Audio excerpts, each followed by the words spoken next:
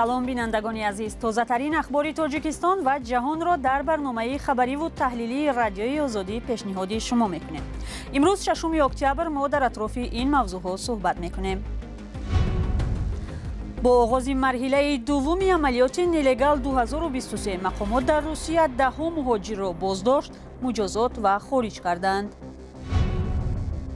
کشتار کولیا قرغیز، یکی از رهبران عالم جنایی در قرغیزستان، سر و صدای زیاد برپا کرد. و شاعران و ادبیات شناسان از نشر آثار عینی و جلال‌الدین بلخی و نویسنده های دیگر با اصلاح و غلطی زیاد نگرانند. با همون طرز غلط باید او رو نویسیم، ولی در پای میتونیم شرحی بدهیم. شروع میکنیم از یک خبر. گروهی از نظامیان تاجیکستان برای شرکت در مشق‌های حربی واردی قرغیزستان شدند. در عکس‌های نشر کرده وزارت دفاع این کشور دیده می شود که سربازان تاجیک را با تنتنه و با نان و نمک استقبال گرفتند. از 9 تا 13 اکتبر در قرغیزستان تمرین نیروهای پاسدار صلح سازمان پیمان امنیتی دسته‌جمعی برگزار می شود. هنوز معلوم نیست که از 6 عضو سپاه کدام کشورها در تمرین شرکت می کنند. سفر نظامیان تاجیک به قرغیزستان در حالی است که سال گذشته بیشکک تمرین را در قلمروش بیکار کرده. گفت بعد مناقشه خونین سپتامبر سال گذشته در مرز نمی تواند نیروهای تاجیک را قبول کنند. 10 مهاجر تاجیک و ازبک در پی یک عملیات یا رید ضد خارجیان در قزاقستان به کشورهای خود رانده شدند. پلیس الماتی روز 6 اکتبر از بازداشت 48 شهروند تاجیکستان و ازبکستان خبر داد. این مهاجران را که به گفته مقامات قانونهای بود و باش در قزاقستان را ویران کردند، با اتوبوس تا مرز ازبکستان برده خارج نمودند. هفته‌های اخیر مهاجران تاجیک در قزاقستان هم مثل روسیه از افزایش عملیات یا ریدها شکایت میکنند. مشکل شدن کار و زندگی آنها را از روسیه به این کشور آورده بود. در ضمن مقامات در ولایت مسکو از مرحله نوی رید و تفتیش ها خبر دادند. مهاجران را در خانه و آشخانه و ساختمان های روسیه جستجو میکنند. شهلای گلخوجه گزارش دارد. در سرتاسر روسیه از آغاز هفته جاری مرحله دوم عملیات نلگال 2023 جریان دارد. در ایتای گسترده در مناطق مختلف این کشور 10 مهاجر بازداشت و برخی از آنها به وطنهایشان فرستاده می شوند. بنا به اطلاع ریاست کارهای داخلی ولایت مسکو، پلیس در تفتیش یکی از انبارها 100 مهاجر غیرقانونی را آشکار کرده است. یکی از آنها در جستجوی فدرالی قرار داشته است. 26 کس دیگر قانونهای بود و باش در روسیه را ویران نمودند. همه آنها بجز از شخصی در کوفتکو بوده باید 5000 روبل جریمه پرداخته روسیه را ترک کنند. حالا مقامات حفظی حقوق فرد مسئول را می‌جویند که این مهاجران را بدون حجت به کار قبول کرده است. همچنین مکان‌های تفریحی از جمله یک کلوب شبانه در خانتی منسی که جای وقت‌گذرانی زادگان آسیای مرکزی است، نیز تحت تفتیش نیروهای امنیتی قرار گرفته است. از آنجا 20 مهاجر را به شعبه پلیس بردند. بعد سنجش معلوم شده است که حضور 5 نفر آنها در حدود روسیه غیر قانونی است. همزمان کارمندان پلیس در ولایت مسکو به محل کار و خوابگاه‌های مهاجران در شهر لاسین پتروفسکی مهمان شدند. وزارت کارهای داخلی روسیه خبر می‌دهد که در عملیات 160 شهروند خارجی تفتیش شدند. 15 نفر آنها برای پایمال کردن قاعده‌های زیست و شغل غیر قانونی به جوابگری مأموری کشیده شدند. نسبت 6 کسی دیگر برای ساخته‌کاری حجت‌ها پرونده جنایی باز شده است. تلگرام کانال مناگناتسیونال می‌نویسد که در خباروفسک بیش از 100 مهاجر کاری بازداشت گردیدند. در ولایت ایرکوتسک نیز ریدهای عمومی علیه مهاجران صورت گرفته است. انتظار می‌رود که مرحله دوم عملیات نلگال 2023 تا 8 اکتبر ادامه کند. به سبب نبودن جای کاری مناسب در داخل کشور، سالانه حدود 1 میلیون شهروند تاجیکستان برای دریافت کار و درآمد به روسیه می‌روند. از آزار و لطکوب و پایمال شدن حقوق مهاجران تقریبا همه روزه شکایت می‌رسد. سلام، اگر خط و خبر می‌خواهید ما داریم. نوید بامدادی، سرخط خبرها، اخبار تاجیکستان و جهان، گزارش‌ها و تحلیل‌ها. چی می‌گذرد و چرا؟ دانستن فهمیدن است. زمینه یا اپ ما را بگیرید. نرگس محمدی یک حامی زندانی حقوق زنان ایران برای مبارزه‌اش ضد سرکوب زنان در ایران برنده جایزه صلح نوبل در سال 2023 اعلان شد. او دومین زن ایرانی است که صاحب جایزه صلح نوبل می شود. خیرامان بقازاده تفصیلاتی بیشتر دارد. زندگی آزادی.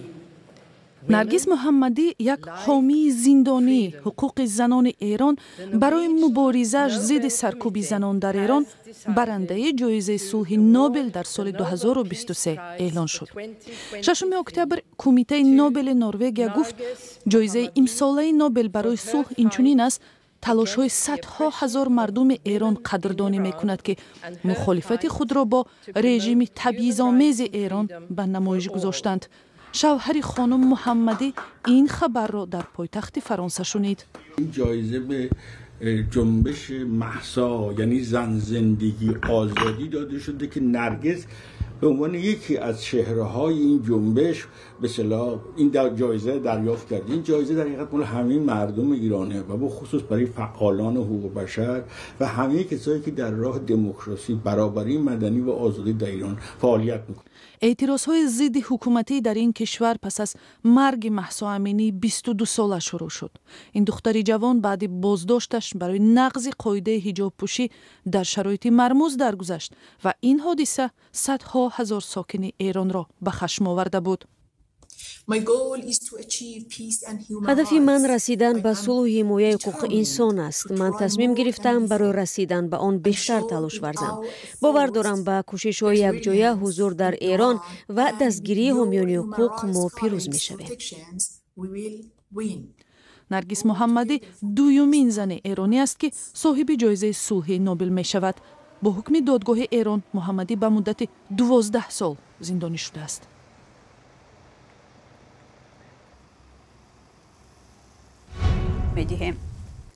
کشته شدن قمچی کولبویف یک سیمای مشهور عالمی جنایی این شب و روز در قرقیزستان خبری داغ است. یک روز پیش او را در زادگاهش ولایت اسیخکول به خاک سپاریدند. طبق فرضیه رسمی قمچی کولبویف به سوی آنها تیر کشید و از آتش جوابی کشته شد.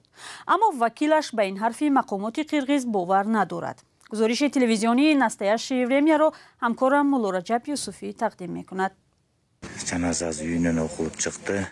همین حالا نماز جنازه خوانده شد. قمچی کولبویف را به راه آخرت گسیل میکنیم. یکی از رهبران عالم جنایی قمچی کولبویف را 5 اکتبر در ولایت اسیخکول به خاک سپاریدند. جسد او را شب از سردگاه بیشکک آوردند. در نزد خانه‌اش در چالپاناتا آدم زیاد جمع شد. به گفته شاهدان برای ویدا با کولبویف بیش از 5000 نفر جمع آمد. این نوارها را شاهدان در نزد قهوه‌خانه بلاندر پب شهر بیشکک ثبت کردند. خیلی زود معلوم شد که در این مکان مربوط به صاحب نفوذ عالم جنایی کولبویف از طرف کمیته دولتی امنیتی ملی قرقیزستان عملیات مخصوص بازداشت او انجام شده است. بنا را نیروهای ویژه امنیتی محاصره کردند و در نزدیکی آن ماشین‌های یاری تعجیلی نوبتدار بودند. روزنامه‌نگاران در تعجب ماندند وقتی به جای حادثه دادستان کل قرمانگل زولوشف و وزیر تندرستی علیم قادر بیشن علیف آمدند. در شبکه‌های اجتماعی این خبر پهن شد که در بیشکک قمچی کولبویف کشته شده است. این معلومات را نزدیک شام کمیته امنیتی قرقیزستان تصدیق کرد. 4 اکتبر سال 2023 در جریان عملیات کوفتکوبی جنایتی مکان قمچی کولبویف در طرفخانه بلوندر پاب در کوچه ابراهیموف معلوم شد. در اینجا او به طلب قانونی کارکنان کمیته دولتی امنیتی ملی اعتبار نداده با استفاده از یاروق آتشفشان مقاومت مسلحانه نشان داد. در پاسخ به این عملهای جنایی کولبویف که به حیات و سلامتی کارمندان مقامات خطر داشت، نیروهای ویژه برای کشتن او آتش جوابی کشیدند.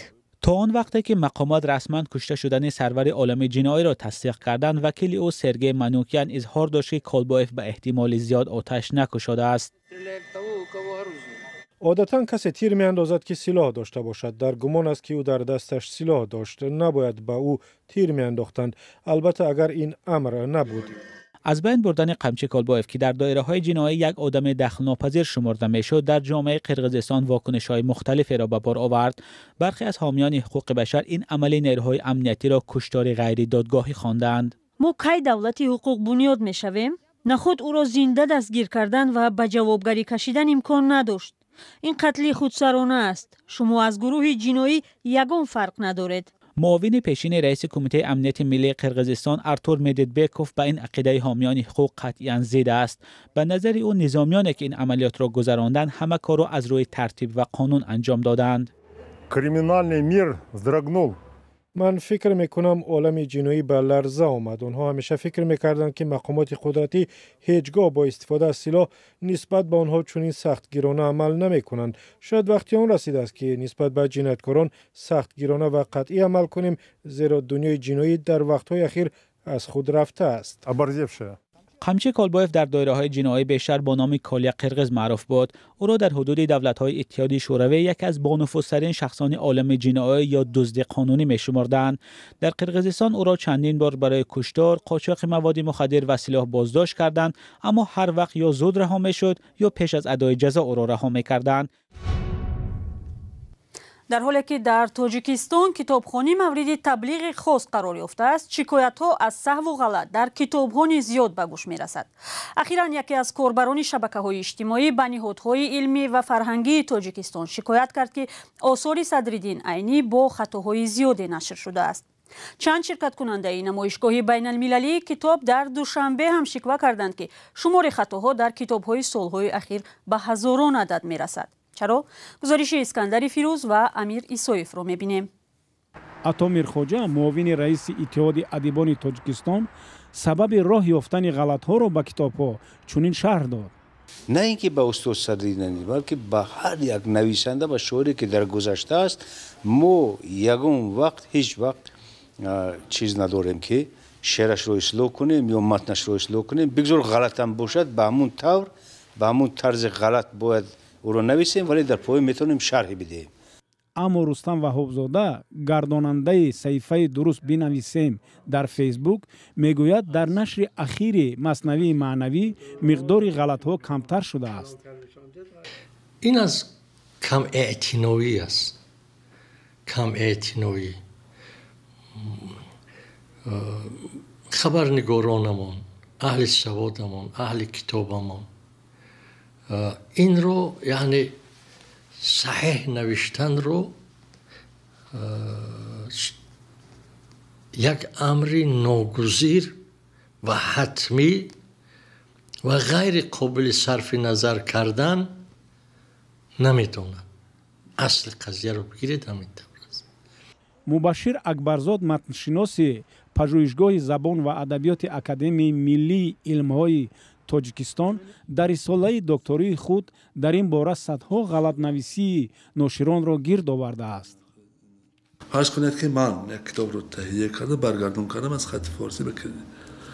اونجا فرض کنید که صدها غلط رفت. من همون مثالی که گفتم، گرد رو گرد خوندم، گرد رو گرد خوندم، یا ملک رو ملک خوندم و ملک رو ملک خوندم.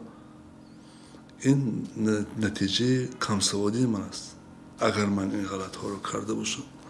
سید امیر امینوف مؤلف کتاب‌های زبان تاجیکی برای صنف‌های 7-10 میگوید که در متن کتاب‌های درسی غلط‌ها وجود دارند، ولی نه به اون مقداری که منتقدان میگویند. و اشتباه‌ها را در بازنشر آثار بدیعی مشکل اساسی مینامد. وقتی که در برگردان کردن الفبای فارسی در ادبیات الفبای کریلی بسیار غلط‌ها و غلط‌های فاحش هم رفته است، زیرا اون شخصی که برمیگرداند نمیداند، درست خوانده نمیتوانسته است. با گفته همصحبتان ما، تغییرهای پیهمی قاعده‌های املا نیز یکی از سبب‌های سهو و خطا در کتاب‌ها و مطبوعات دوری شده است که خواننده را به رهگمی میبرند و رسیدن به نوشتن بی‌غلط را به مهلت نامعین موقوف میگذارند. بیننده عزیز، سپاس از شما که تا پایان برنامه ما رو همراهی کردید. خبرهای بیشتر را از سامانه و صفحه‌های رادیوی آزادی در فیسبوک و اینستاگرام، تیک تاک و تلگرام و یوتیوب و توییتر پیگیری کنید. خدا نگهدار شما.